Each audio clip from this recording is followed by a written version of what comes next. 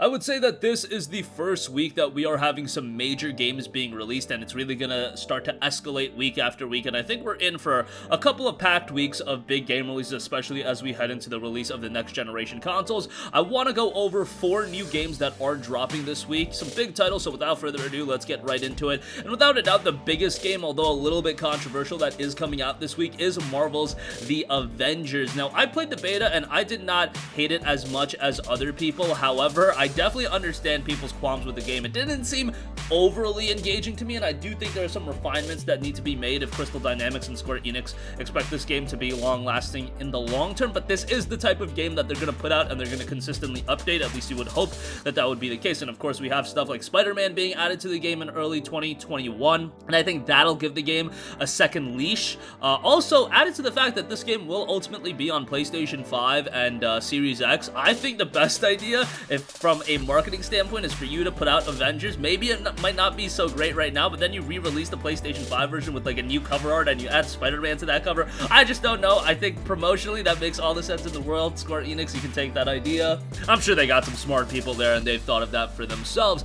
I know this game is gonna be huge. I mean, it's Avengers at the end of the day, and I had spoken about it before, but me and a couple friends were talking about the discrepancy between the Marvel Avengers box offices with the movies and then like Spider-Man. Spider-Man obviously was one of the most successful PS4 games of all time, selling like 3 million copies in just a weekend, but Spider-Man doesn't do that crazy in the box office in comparison and relatively speaking to Marvel's Avengers. However, I don't think that discrepancy is going to be apparent with how well these video games sell, just because when I went into the release of Marvel's Spider-Man, there was this certain buzz and this excitement surrounding the game that I do not feel for Marvel's Avengers. Maybe I'm looking at it a little bit too much anecdotally, and I still have excitement for the game. I actually got the game for free with a little promotion that they were doing, so I'm excited to check it out, and I'm really hoping that it is going to turn well, because Square Enix absolutely needs to establish new IPs that they can rely on for the long term. Their Japanese IPs are great, but over in the West, some of these games that they've been putting out are really questionable. Stuff like Quiet Man has not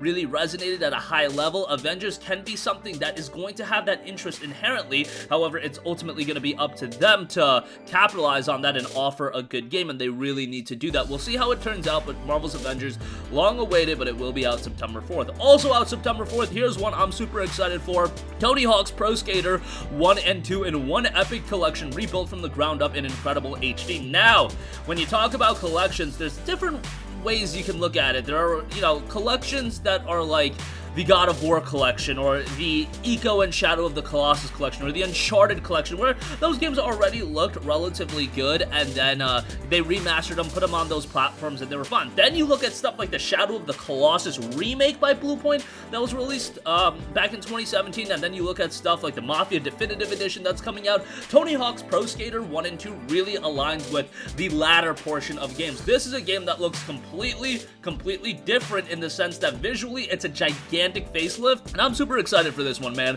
We need more quality skateboarding games, and I know EA is bringing back Skate, which I'm super excited for. Why they didn't do a Skate 2 or 3 remaster, beyond me. However, Tony Hawk's Pro Skater is an iconic as hell game, and the fact that we're going to be able to go back and play this game on the PlayStation 4, that's incredibly exciting to me, and you get both games for $40. I think they priced it accordingly. I think a lot of interest is going to be around this one. I think Activision realized that they have a gold mine with recreating these iconic games from yesteryear, whether it be the Spyro Reignited trilogy, the Crash Bandicoot Insane trilogy, or, Tony Hawk's Pro Skater 1 and 2. I also think it's a good way to gauge the overall interest in specific IPs. Do these sell well? And then ultimately after that, you can make the decision on whether or not you want to come out with an entirely new game. That option is going to be open to them depending on how this game sells, and I think it's going to do very, very well. It's going to have a lot of content, but it's also going to be very reminiscent of the game you played back in the day on the PlayStation 1, so that's incredibly exciting. All the original game modes, and go head-to-head with local 2-player modes, show off your style and creativity with upgraded Create a Park and Create a Skater features, compete against players from around the world in multiplayer modes and leaderboards as well, so it's definitely modernizing the experience quite a bit while also retaining the fundamentals that made it so great back in the day. Next up, we have WRC 9 FIA World Rally Championship. So this one obviously has not been getting a lot of attention, but the WRC license is back and better than ever this year with WRC 9. Take part in the calendar's 3 new rallies and challenge the community with the customizable league system, then dive into the skin of a co-driver with the astonishing cooperative mode. So that's very exciting that we do have a co-op mode. They do note 2 new game modes designed for the community, a completely customizable league system, and again, the co-driver co-op mode. The off-road simulation standard with realistic physics praised by the best drivers. WRC 9 offers more content than ever before. Improved physics for even more realism and environments redesigned to provide total immersion, more regular multiplayer content with daily, weekly, and monthly challenges. Get all of the drivers and official cars from 3 categories, WRC, WRC2, and WRCJ, as well as the calendar's rallies, including 3 new ones, Kenya, Japan, and New Zealand, so that's some good stuff. This one will be out on September 3rd, so if you're a fan of off-road racers, want to keep your eye on.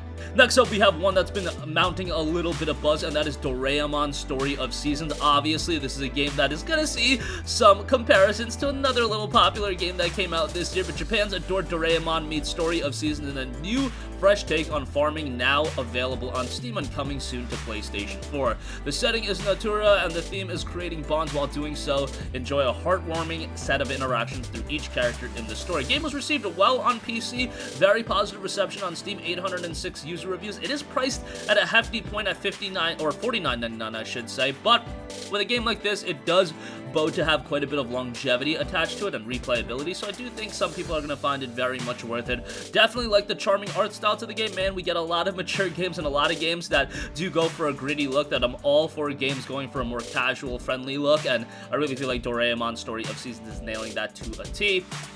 This one will be out on September 2nd. Lastly, I do want to note the free game, and that is Spellbreak. Spellbreak is an epic fantasy action spellcasting game where players fight to become the ultimate battle mage. Become the ultimate battle mage, and it'll be launching globally as a free-to-play title with crossplay this week. So that is super exciting. This is a game that I know, unfortunately, Battle Royale has kind of gone to the wayside, and unless you're super into Fortnite or a couple other, Warzone, of course, is really big. I was a big fan of PUBG. PUBG kind of, fell off a little bit, but Spellbreak is one that does look cool. It's kind of got its own style going on for it with a spellcasting game, so hopefully that gives it a couple legs to stand on, and ultimately, these are games that need to be updated, keep consistent, and keep, relevant comparatively to everything else on the market. Spellbreak will be out September 3rd, but that's going to conclude this video. Again, Marvel's Avengers, I would say, is the standout game this week. A lot of pressure on Crystal Dynamics, Eidos Montreal, and Square Enix to deliver something of immense quality. With that, Tony Hawk's Pro Skater 1 and 2, super stoked for that. WRC 9,